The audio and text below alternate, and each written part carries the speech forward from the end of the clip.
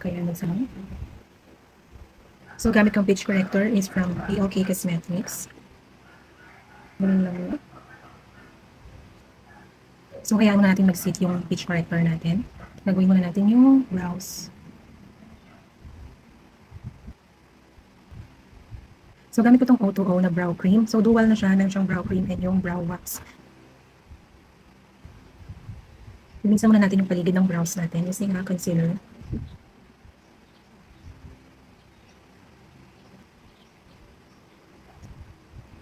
So, i-prep na rin natin itong mata natin for the eyeshadow. Malagyan na rin natin siya ng concealer. Ulilinisan na natin yung mga page corrector natin kanina. Okay. Okay.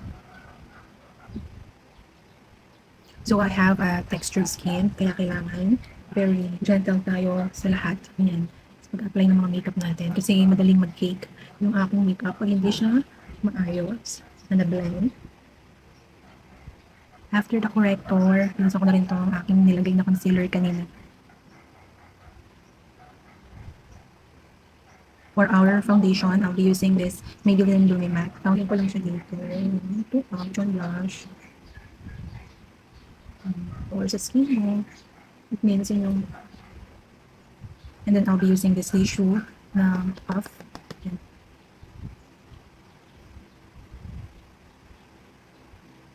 So next, maglalagay na tayo ng Gruntour. My Gruntour is from Vice Cosmetics, the shade Achieve. First time kong gumamit ng ganitong product. Never ako nakagamit ito before. Ng mga contour, bronzer, and everything. Okay.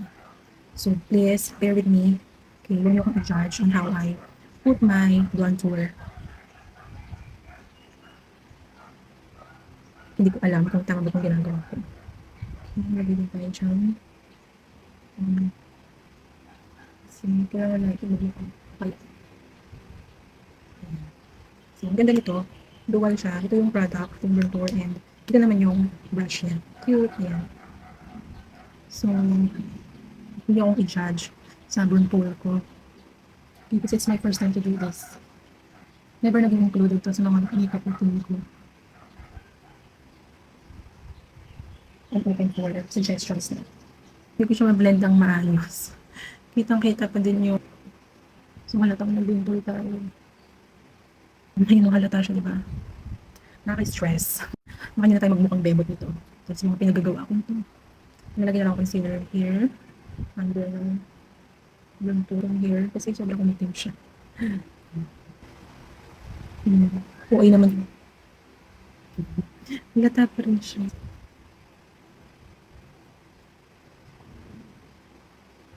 Pero naman talaga ang brand tour. Kailangan, parang okay naman na siya. So, tingnan nyo guys. Ayan. So, proceed na tayo sa ating eye makeup. For my base, I'll be using the Squad Cosmetics. Medyo nude.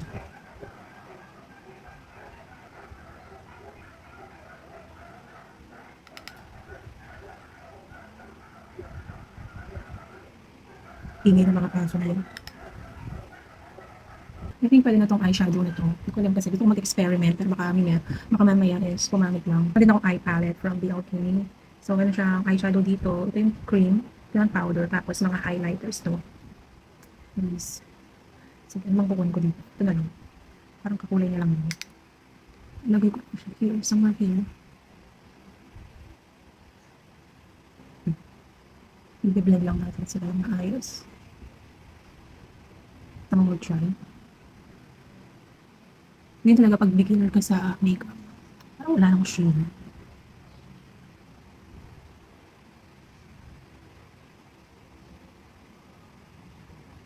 Parang sheen. Ito na ba yung shimmer? Wala. Mas pigmented yung shimmer nito. Kunin natin ito. Diba mas OA ito? Kita nyo, ayun o. Mas OA itong shimmer ng Squad. So, ayan. Yun yung ating eye makeup. Ito tayo sa eyelashes natin. Maglalagay na ako ng clusters. So, paubos na itong clusters na ito. Ito yung first clusters ko. Ito yung DQI. First, sana yan lang.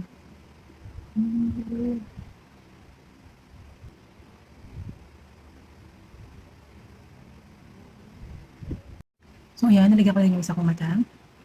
Diba? Ang dali lang maglagay ng cluster lashes. Kumbaga, sanayan lang. So, proceed tayo sa blush on. I'm using the Focalure Soft Blush Cream. So, ito yung edition nila, My Melody. Ang ganda dito kasi meron na siyang shimmer. So, ito ko lang dito sa mga ibang makeup rollers. Yung bang blend ba? Bang lang, bang blend.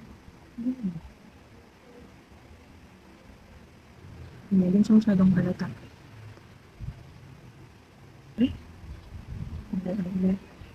Tapos, maglalagay na tayo ng highlighter. Highlight dito sa ating brow bone. Hindi ko alam kung nakikita mo.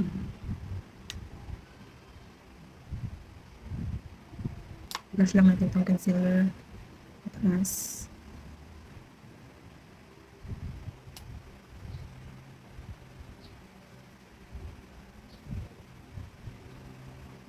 So, nilagyan ko lang yung mga naman ko doon. Parang kita na sila. So, for the lippy, hindi ko alam kung anong pipiliin ko dito. So, meron ako dito yung Ever Bilena na matte lipstick nila. Bullet matte lipstick. Ang ganda lahat ng shade nito. Like this. Parang Toast of New York. Mag-glam red tayo. Hindi ko pa kasi nagamit yung glam red na to. So, let's try it to this look.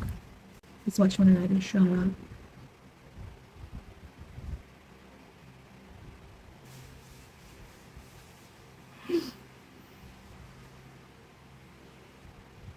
Mukha siyang orange dito sa camera.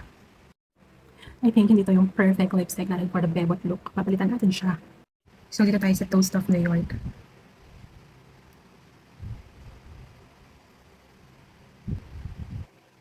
Lalagyan ko siya ng Vogue dito.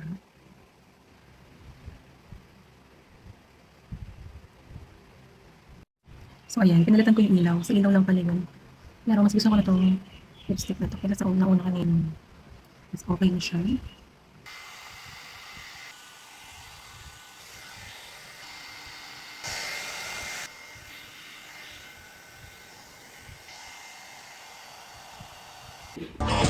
Bebo, bebo, bebo, bebo, bebo.